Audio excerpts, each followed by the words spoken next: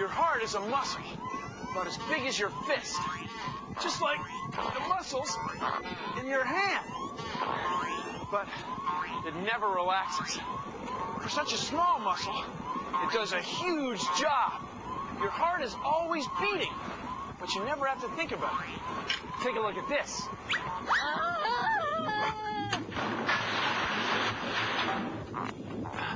Sure. It's our larger-than-life heart model of science. Your heart is a pump. It is a pump. It pushes blood all over your body. It's the heart's job to keep the blood in motion. Your blood carries fuel, energy from your food, and oxygen. Plus, your blood carries your body's waste away, too. Your heart sends blood in two directions it beats.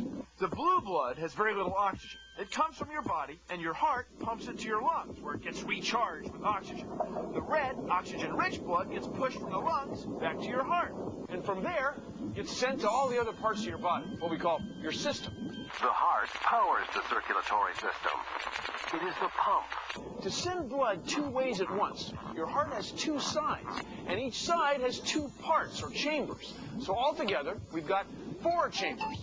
Now, to make this work, your heart has valves, like gates, between the top chambers and the bottom chambers. Without the valves, this pump wouldn't work.